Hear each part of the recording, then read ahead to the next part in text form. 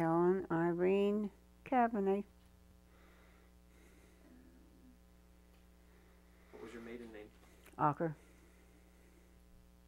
I got all that background of the Ocker family, and genealogy, and all that, the Cavinee family. And Cavinee book's a lot thicker than the Ocker, so they found more. Was your family religious? I wouldn't. I'd probably say average. My dad never went to church, but my mother did. Then my brother was a minister, and my Uncle Ted, or my brother Ted. And what religion or What denomination? what denomination? United Brethren. What was there any business or occupation that your family was all involved in? Were they all miners, or were they all pottery people? Mom's or Dad's family, they was about all coal miners, and then his two brothers and him started working at the high power, and that's where they all three retired from. Dad drove a truck, a big high power truck. Every time at night there come a bad storm, didn't make any difference what time of the night it was. He'd get up and get dressed, and because he said they'd probably call him out, and he was all ready to go. Never missed a day's work either. And he had to really, really be sick. Very, very seldom did he miss a day's work. Because that was the Depression days. And they had 8 kids. Then they raised 2 grandchildren. And then raised 2 others till they was about 8 or 9. So it took a lot of money to. Oh yeah. Coal mine, or he was working a coal mine? He run one. He worked for other people for a while, and then he run one himself. I went in. He took me in the coal mine with him once, just to show me through. He took me into the rode with a coal car, and he had a pony. He pulled the carts out with, and something happened to he got caught some way, and the pony knocked him down, and it's just a miracle that he didn't, that he got out alive, and he worked for himself a lot. A lot of times he was the only one in the coal mine. Dig all that coal, off of and said a lot of times, it would fall down, the rocks would fall down the roof, and he'd dig it off till he'd get a carload, and then he'd load the car up and hook the pony up to it and pull it out. He was a hard worker, but he didn't depend on anybody. He just Then my sister and her husband, every once in a while, Lena, now he had a good job, worked for the high power too, but sometimes they just couldn't manage very good, and they'd kind of get in a bind. Well, then they'd move in with Mom and Dad, and they'd keep them for a while. Of course, they'd help with some of the bills, but Mom and Dad always ended up being kind of paying out more than they would have if they hadn't been there. But that's that's just what they done. They just did all they could to help their kids. You mentioned anything about your grandparents? Was there any? Can you tell us the story of the Indians that you remember or that you were told? Just I'd have to read it, to tell you, just exactly what it was like. Is there a newspaper article Oh yeah. that has this Mhm. story? Mhm. There's a big piece about like that. Okay. And who was it about? Huh? Who was it about? My grandma Gaston and her mother. Oh, okay. Yeah. Like I said, my dad was a hard worker, and my mom was too. And she was just always never worked out of the home, but she just said she was a hard worker. How many kids did she have? 8. Were you the youngest or oldest? Or The youngest. youngest? Yeah. Mm. Probably my oldest. My sister Clara would probably been the hardest worker because, she had 9 kids, and of course, mom and dad raised 2 of them, and her husband drank, and she had to work. I mean, she finally left him, but she just do housework, and she had to work and raise them. What did she make? Well, she would make different things, and she would make such pretty cakes, and she just was real handy and so good. She could just make anything. What was your favorite thing that she would make? Cakes. Cakes. Yeah. Easy. Yes. Yeah. She'd make big. You could say like The only thing, I don't think this wouldn't be an heirloom. My aunt gave me and my sister Lucille little salt. They're salt dishes. I doubt if they even use them now. Little round glass dishes, and you put them at the table, and if you need salt, you just use that. like you pinch out of it. Just pinch out of it, and I still got them. So I don't think that wouldn't be an heirloom though. Yeah. Would it be? Yeah. Things that are passed down, anything like that. And I've got a oh yeah, I've got a tablecloth from my grandma Ocker. Yeah, I got that. It's a linen tablecloth. So it's an old tablecloth. It's old, yeah, it's old. Do you ever use it, or you packed away? I have used it, but I'm not used it, for a long time. I forgot about that. Yeah. You have to show us when we come visit. Yeah, yeah. It's got a patch in it, where it's been patched, and it's not real nice, because it's old, and I forgot about that. Your parents. But to always be honest and work yourself, not depend on anybody else. My dad, he wouldn't have took anything that even smelled like Charlie. I mean, I always say that. No, he would not. He worked for everything.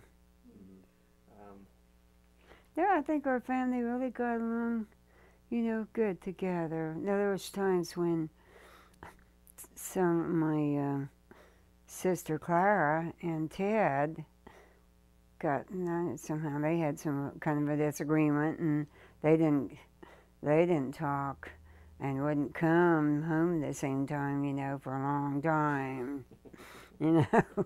That was hard on Dad and Mom. Yeah. And then my brother Ted, he took off 2 different times, and we didn't know where he was at or nothing, and that was hard. That wasn't because of any disagreement he had with my parents, though. It was just things. Did you find out where he came back eventually? Yeah, he finally came back. He was on his way back when my dad died, and he got back, I think the day after my dad's funeral, he got back. But we knew he was on his way, so they kept my dad, in the mausoleum. But my dad would sit on the porch when he knew he was coming, you know. And if he'd see a car, an out-of-state car, you know, he'd just watch, think, well, maybe, you know, maybe that's Ted. And now my nephew, Lena's girl, Bud, he can never forgive my brother Ted because he feels like he caused my dad to die sooner, you know, because he thinks he's worried himself to death. But, you know, I don't know. Did you need to go I'm out? gonna go get your coffee, Grandma.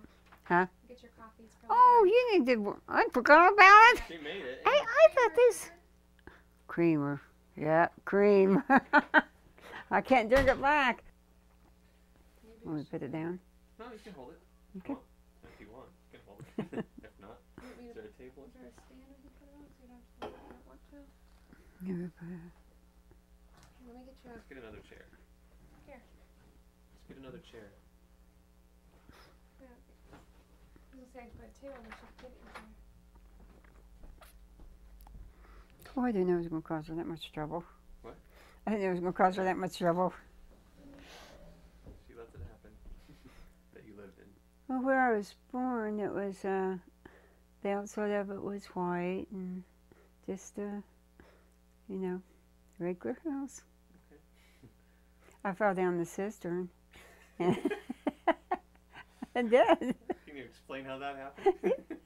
It's playing outside, and it was an old cistern, you know, and I never knew it for a long time, but my sister Lucille said she dared me to run across that, and it was rotted, the boards was rotted. I didn't know until just the last few years that she did that, and it went through. Of course, I fell down, and they had to get somebody to, you know, get a ladder, reach a rope, and get me. Was it empty or? There's a little bit of water in it, but not, you know, not a whole lot. But it was deep. How old were you? Probably about 5 or 6. What did your parents think of that when you came out? Were they happy to see you? Oh yeah. Oh yes. Oh yes. Yeah, my dad and mom they really loved us as kids. In school? No, not at school, but my mom and dad and them used to call me Hen. I don't know why. But they did. Probably like back in Chuck calls Erica Goose, you know. Did you like being called that? It didn't bother me, you know, because I just sort of growed up with it. And because they called my sister Lucille Toots. I don't know why they called her that either. I was gonna ask if any of your brothers and sisters had any nicknames too. Where were you born and when? Strittsville. Say it would have been July 18th, 1922. Were you born in the hospital or at Oh home? no, at home. At home. Who helped your mom? Do you know who that I was? don't know. Mm-mm. I know they always had the doctor come to the house, you know. Now, I don't think back then, I don't think they ever went to the hospital to have them. But they didn't get up like they do now. You know, now they just get right up, you know. They stayed in bed, they stayed in bed 2 weeks, and they didn't move the 9th day. Absolutely, you did not move the 9th day. Did you ever hear that? Yeah. Just the 9th day? 9th day, everything was supposed to go back together, back where it was supposed to be. Everything was supposed to went back in place on the 9th day. So you just had to lay still? Yeah, yeah. That didn't make sense. I always wondered why they thought they did that the 9th day. But they did. Yeah. I do remember, though, at night we'd always pop popcorn, sit around, eat popcorn. And Dad always had a garden. And he'd always grow turnips. And at night in the winter, you know, we'd sit around and peel the turnips and eat salt on them. And that was, you know, that was a big thing. And then they used to get these, they called them 2-cent squares. They were squares of chocolate, just about this big, just about that big of a square. And there was 10 cents. And in the evenings, Dad would send us kids down to, then we lived on the corner there, South Buckeye and Main. And there was a little, they called it a confectionery.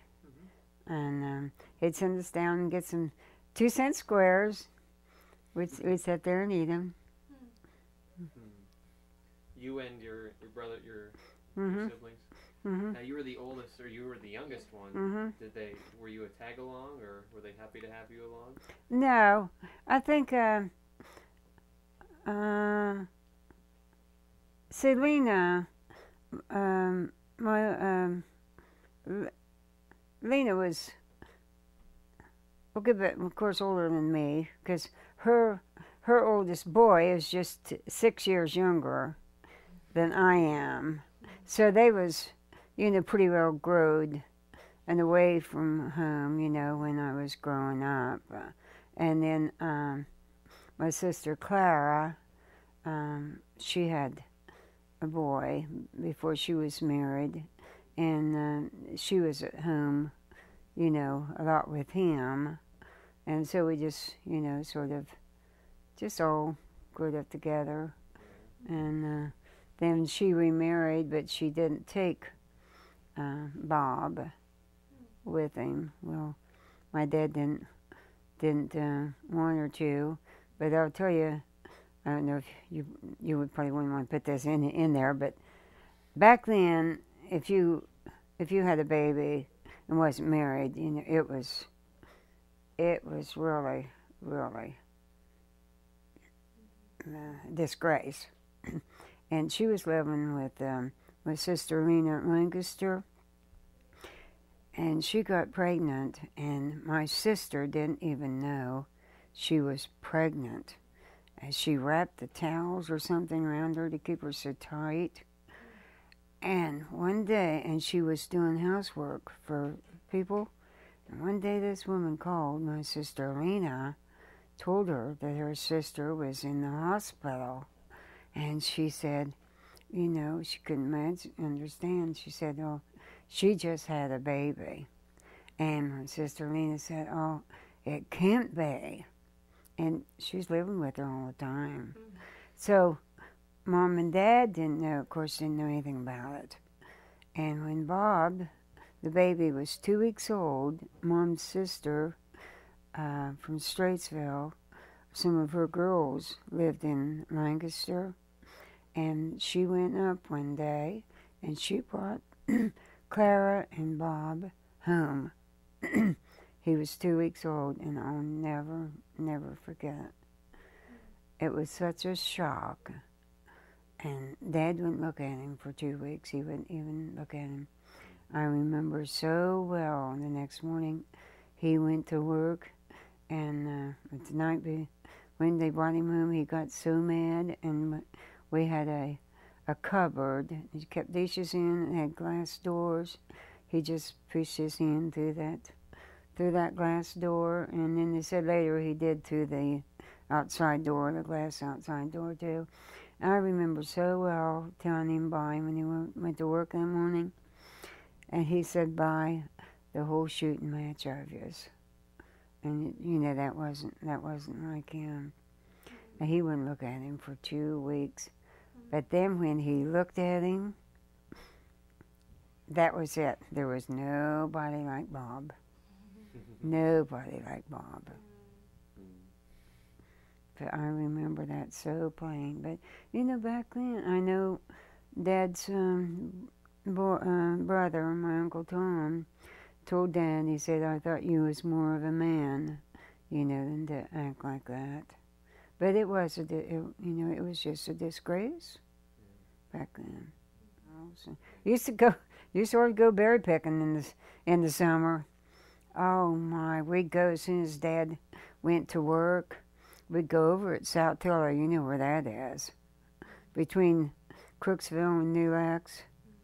And we would take everything that we could get fill up with berries, and we'd pick till they was full. Oh, it'd be so hot. But then, you know, it was a depression. Now, Dad worked. You know, he never missed a day's work.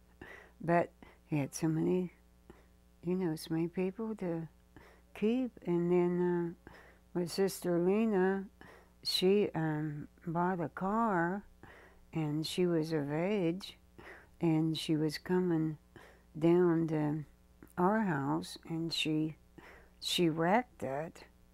And my Uncle Tom went with Dad up to Lancaster to talk to the people where she bought it from, you know. And he told Dad, he said, don't you sign anything because they can't hold you responsible. I say, no, she was of age. She would have been of age, or he would have been responsible, wouldn't he? Somehow Dad snuck away from him and signed the papers that he would pay for that car. But that's the way Dad was, you know. He was on, and so that, you know, that put a big hardship on him. So. What kinds of things would you make with the berries? Huh? With all those berries, what did you do? She'd make jelly and jam, and just can them, and then she'd make berry cobblers, and berry what would you call them? She'd make homemade bread dough, and then fill them with the berries, and then you steamed them. Oh, they was good. You didn't get tired of them? Oh no, no, never got tired of them. And we always had a garden, and we can everything. What would you Well, like? you want me to tell you about meeting Paul? Sure, go ahead. Some woman at the church told him she wanted him to go with somebody else, and she took him aside one day and told him, said, you know that Helen is interested in you, and said, you know, her mother goes out of her way to shake hands with you, and said you don't want her because she's not a very good housekeeper. Well, she didn't know anything about my housekeeping, so of course it wasn't true. We never went out of our way to shake hands with him, you know. So Paul said, well, I thought, well, I'll just, of course you knew we had both been married before, and so Paul said, well, I just thought, well, I'll just find out for myself. So he come up after church and just honked, and I went out, and he said, well, you know, we're both in the same boat. And he said, I just wondered if you'd want to take a ride. So it backfired on her. It backfired on her. And how did that ride go? It went fine. Okay. It went fine. And we say, I think that must have been about February, because I remember he sent me a Valentine's card. Mm-hmm. And then we got married the 4th of September. So quickly, only 9 months. And you know what? I believe with all my heart that the Lord had his hand in the whole thing. My husband died in December. His wife died in October. And I just believe that it was the Lord's, that the Lord worked it all out. I really believe. We've always thought that. And Diane's always said Jesus was meant for each other. And we had a good life. And I loved him. miss him so much. It's been a long time together. It's just kind of. I know the kids don't like for me to cry, but they don't have any idea what it's like. Because, their families, their life goes on. You know what I mean? They miss him, and I know they miss him. But their life, I mean, they still got their family to raise, and the living to make, you know what I mean, in their house. Mm-hmm. And with me, Yeah, you don't have that. it's just kind of like a fish out of water, I think sometimes I'm getting okay, but the last few weeks I've just been as low. I don't think I could get any lower. So I'm mad that I'm going to have to go try to get help. Because I'm just so depressed. Well, you need to look for people to help you. Mm-hmm. Do you know where you're going to be looking for help, or? No. But I told the kids, I'm just going to do something because I couldn't. I'm just as low as I could get.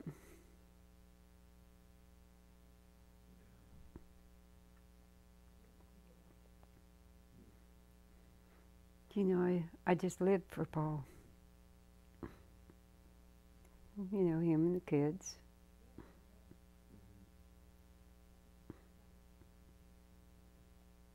We never spent one night away from each other. Really? And this, when the other of us was in the hospital.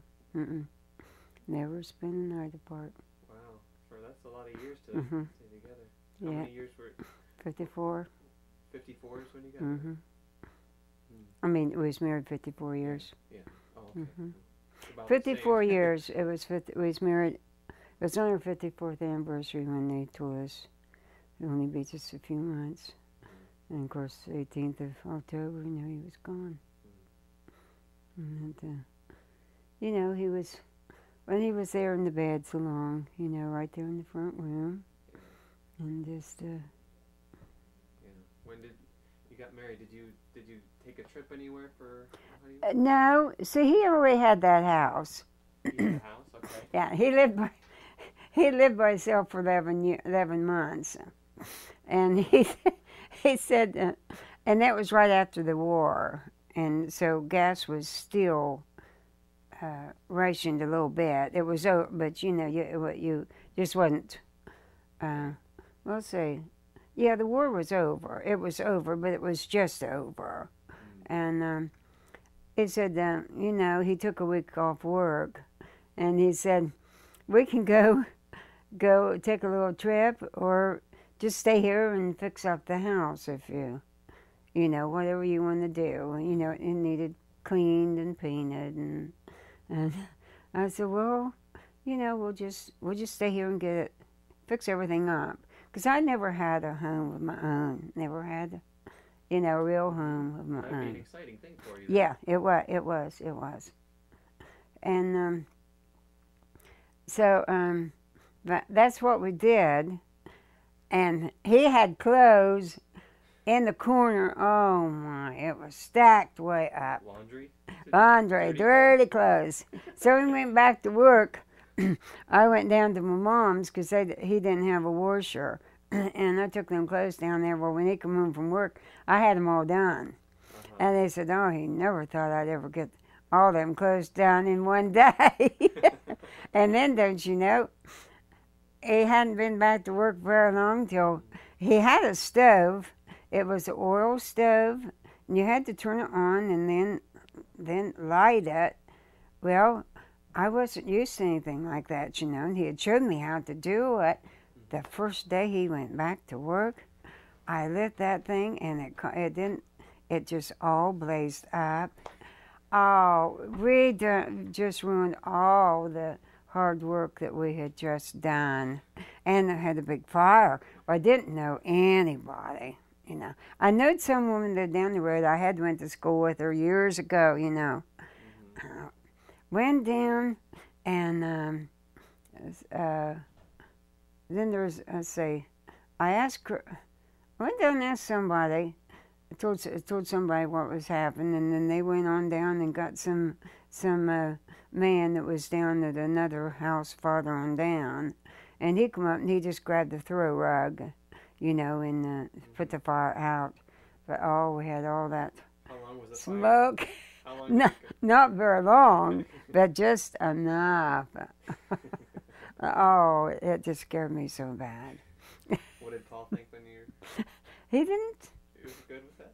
He didn't say anything. No, he was real patient. Real, he was really patient then. He didn't. Surprise! Yes, surprise. Oh. Cut now and That was with Rachel, right? Yeah. No, the first. See, we lost. Oh, that's right. Yeah, we lost our first one. We was married 7 years before it got that way. Wow. Thought everything was just fine. See, Paul and his first wife had lost one before, and then then she died in childbirth. Mm-hmm. And so we went on vacation. Where did you Me go and to? Paul Uh-huh. down south, you know, down Kentucky, West Virginia, down along there, you know.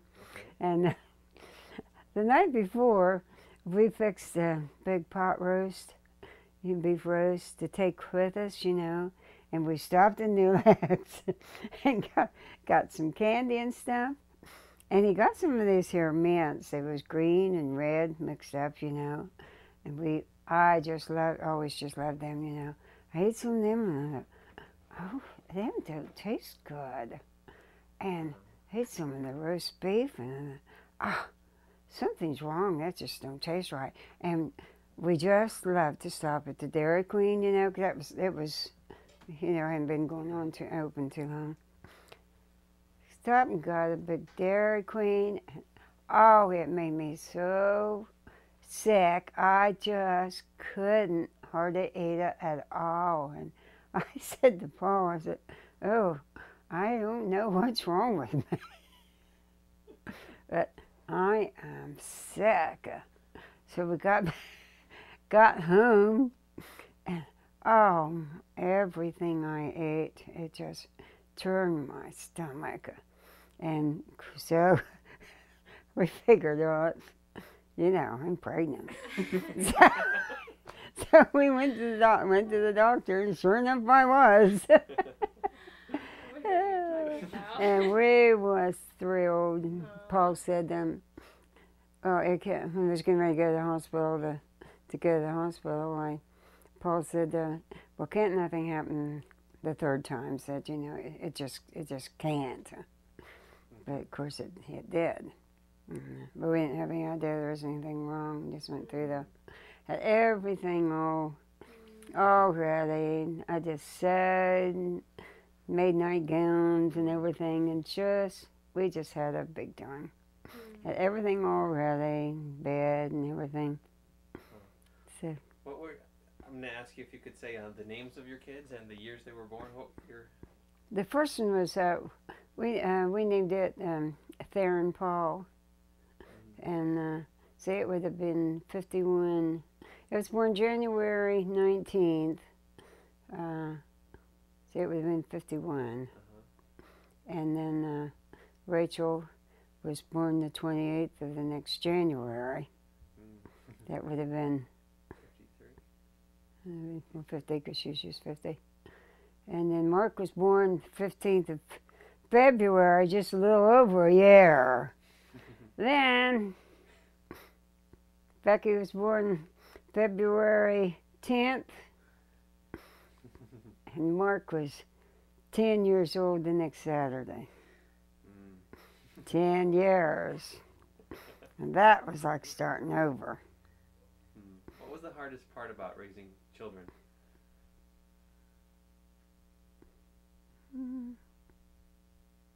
Just kind of, you know, you wanted to, you didn't want to be too strict with them, you know, but you wanted to, you know, teach them so they, you know, would grow up, Good. you know. Yeah. It's not easy, I'll tell you. And the worry never goes away. What did you worry about most when they were growing up? I think I just worried most when they was, you know, when they got to be teenagers, before they get out and get with the, you know, the wrong crowd. And, because, you know, it's easy to do. And I think that was my biggest worry. Do you think it turned out okay? I think they did.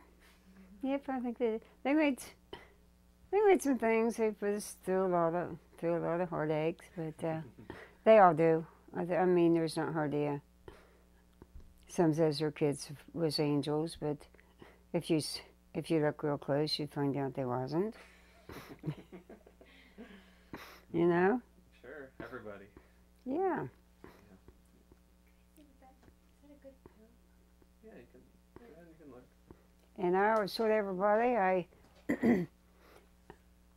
I was glad that they stayed in church, you know, but I wasn't naive enough to think that when they got out on their own that they wouldn't, you know, that they wouldn't stray. And of course they did. 3 of them strayed for a while, but they came back. And, you know, the Bible says, teach them, bring them up in the right way, and they'll, I forget how that verse goes, but they'll, I forget how it's worded, but it means they may stray, but they'll come back. And and I remember the night that your dad went to the altar. And I can even remember what he had on. I'll never forget it. I can just see him walk down that aisle.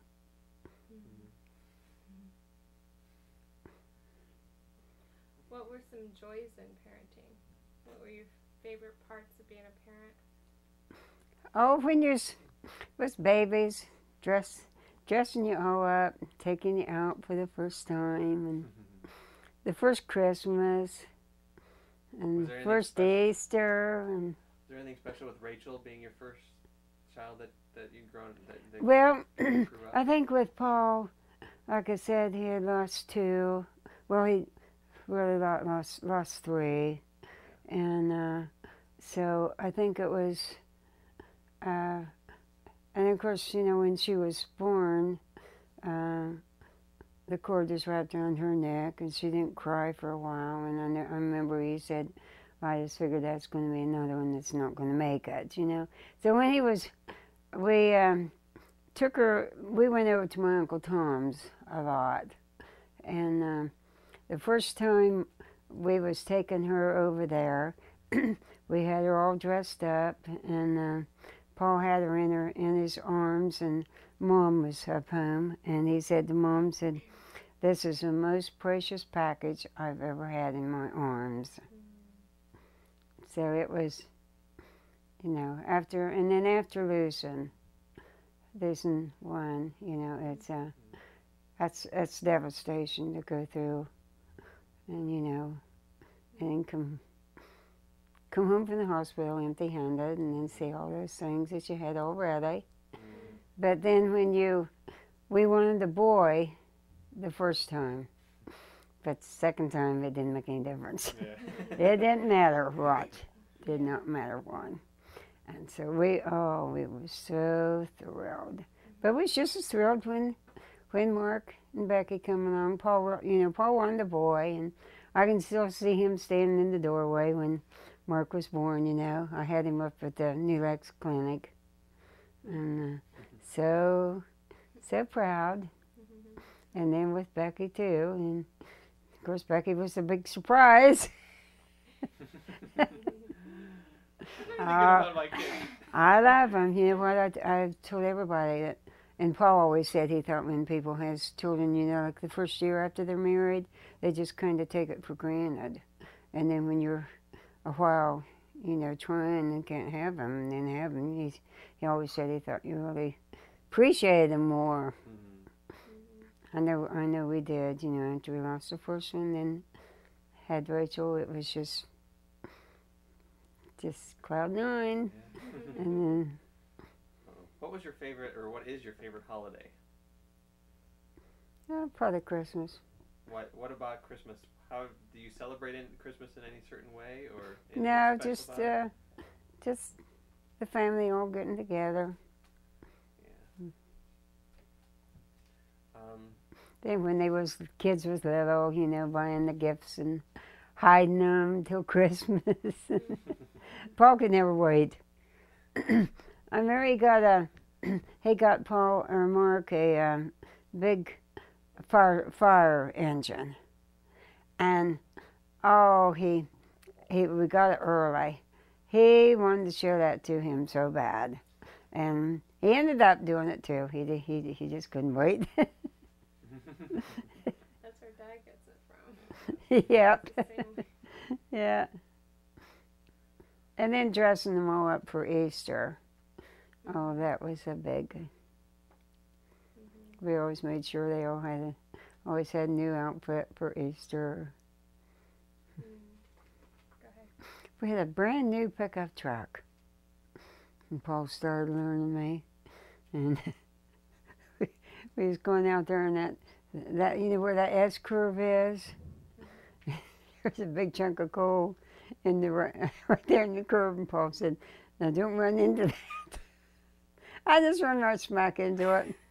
Almost run into a semi, and then I quit because Paul didn't want me to learn. He's afraid he was afraid I'd wreck. One thing about him, he always said he could get a new truck or a new car, but he couldn't get a new me. And he thought I was too nervous, you know. But I sure wish I would have learned.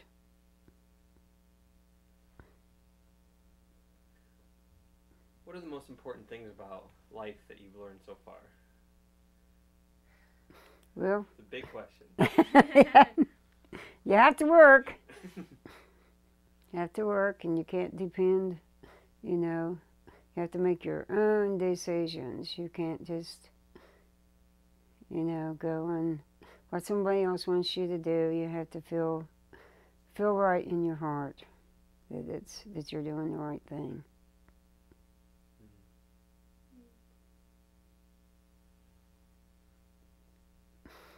And my most important decision was when I accepted the Lord for the first time. Can you tell us about that? It was out at the little country church in McClaney. And I just knew the Lord was talking to me. How old were you? Probably about 17. But you know, I went to the altar, but I just never really felt completely satisfied, you know.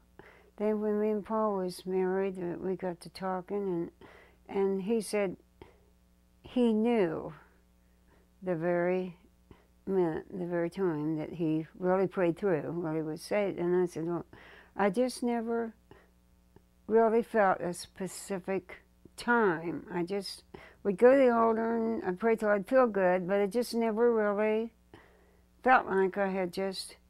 So Paul said, well, if you've never really felt that, then you've just said you can't have something if you don't feel it. You know what I mean? And I thought, well, you know, because he told me how he experienced it. And I thought, well, you know, I've just not. So they was having a tent meeting, and it lasted 6 weeks. Had it right there in the street at Crooksville. And the preacher was Ralph Haynes, And he lived in Pickway. I thought about that when we was coming through today. And I went. I went, I don't know how many nights, but I'll tell you, this one night I prayed till I just felt the Lord's presence, and I just shouted and shouted and shouted. And you know, that wasn't never me. I just, because I was always wanted to be quiet, I'm always quiet. But every time, but I knew beyond a shadow of a doubt that the Lord had saved me. Then every time the Lord blesses me, you know, I shout.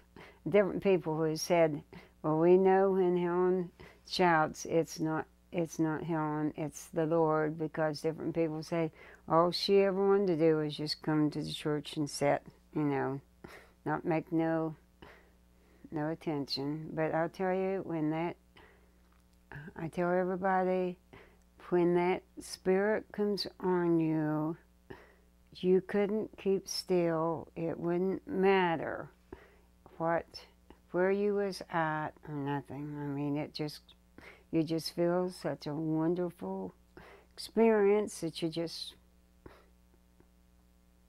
shout. That's all. You laugh and you cry, and it's just the most glorious feeling you could ever feel.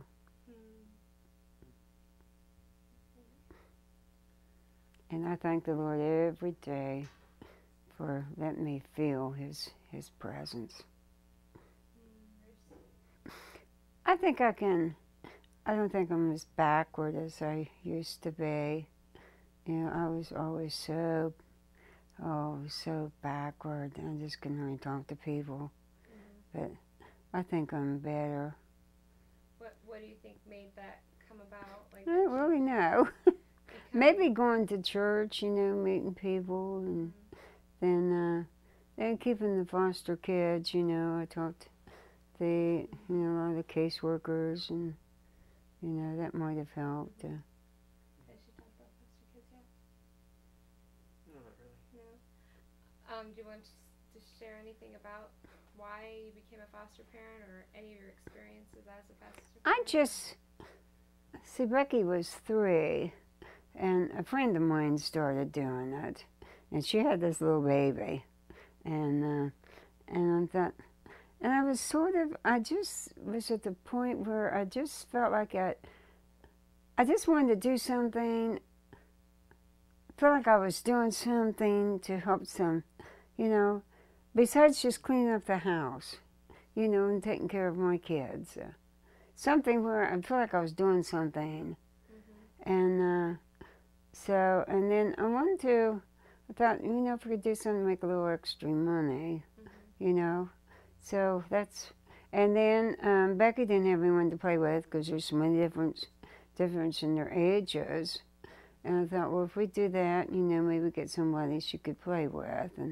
But of course, ended up we had so many babies to start with that didn't have anyone for her to play with for several years. But that's really, you know. Well, the biggest reason, I just, you know, wanted to feel like I was doing something. Did you foster many children? 62. Over how much time? I'd say 26 years. I don't know, but I'm just a little bit worried. I'm afraid unless there's some changes, it's not going to be very good. It's changed so much, you know, and well, things that people didn't used to talk about, they talk about so just like it's nothing now, and just things on television, the language that they use, and the shows, pictures they show, you know, it's so different than it used to be.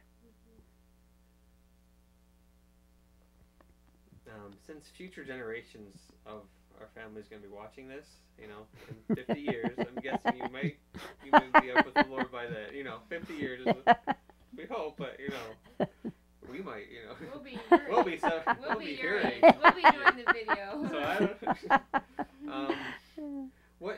would you like to give your great-grandchildren or your great-great-grandchildren for when they're older? What would you say to them about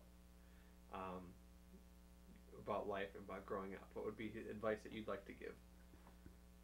Well, I would just tell them all to go to church and make sure they was really saved.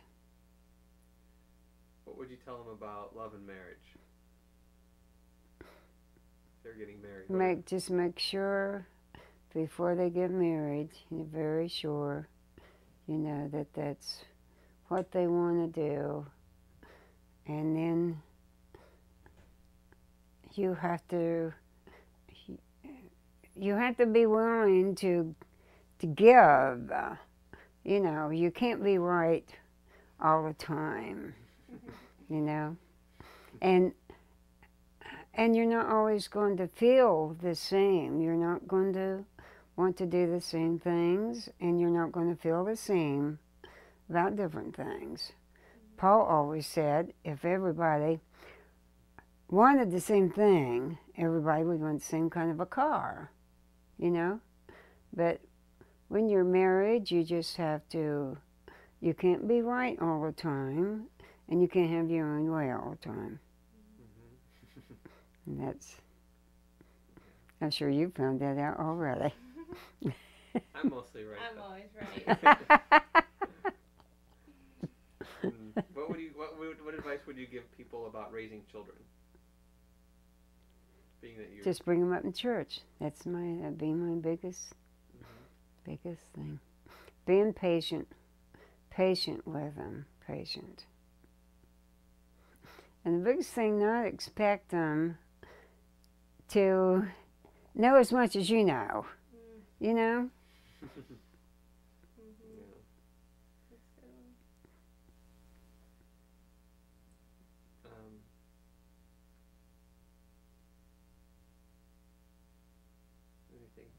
Is there anything else that we missed? Oh, we were talking if you wanted to think about anything that you've liked about Rachel, Mark, and Becky. I just can't think of anything, spatial, you know what I mean? What do you like about, what are you proud about Rachel for? Like whether it be being good parents or working hard or, like Rachel with her shop or, like different things that you might be proud of. I'm proud of the way she's always done for her kids. I mean, she really goes, Jeff says she goes overboard, to she'd do anything for him. You know what I mean? But I mean, she'll go the last mile. I mean, she'll go when she's tired herself, but she'll do for them. She'll take them, do whatever they want her to do. How about Mark? How are you? What things about Mark are you proud of? Well, I'm proud that he got back to church and that he's living for the Lord. I always felt that he was to be a preacher.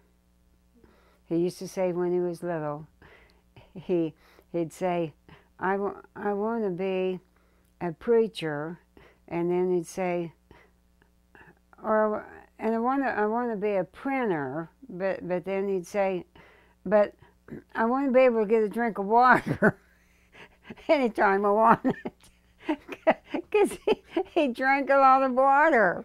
He did. I want to be a preacher, then I want to be a printer, then I can get a drink of water anytime I want. I'll tell you something funny about him. Talking about this evangelist that lived at Pickaway. Well,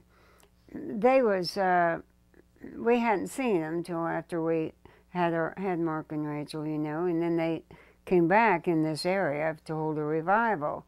And Mark and Rachel was probably maybe 4 or 5. And when this preacher was, when he was here the first time, we had him up to our house for a meal. So whenever he would be around the area, we'd always have him. So the first time he came back, we had him up to our house for a meal. Well, Mark, I don't know if he may not have been over 3 or 4. Anyhow, he just loved meat. And when he was eating that night, he'd say, "More meat, more meat." He wanted some more meat. And that night at church, that preacher was talking about it. He said, that little fellow, he wanted more meat. And I thought that one was coming through Pickway. More meat. But we was so proud for them to see our kids, Mm-hmm. How about Becky? How are you proud of Becky? Yeah, I'm proud that she's got back in church too, and she's going back to school, and trying to raise her kids right. That's the biggest thing with my kids. I'm so glad that they stayed in church and they're trying to raise their kids right. I know Becky's told me so much times. She said, "Mom, when I was growing up," she said, "I couldn't understand why you didn't let me do a lot of things, but she said, I know now." And you're like, what you knew now. Oh yes, what you know now. oh yes. Rachel used to say, I used to wonder why you couldn't get us a lot of things, and when we was growing up. But she said, I realize now that you just didn't have the money. But said, they didn't understand it then. So, but I am proud of my kids, and I'm just as proud of the grandkids. And the great ones too. Yeah. Okay.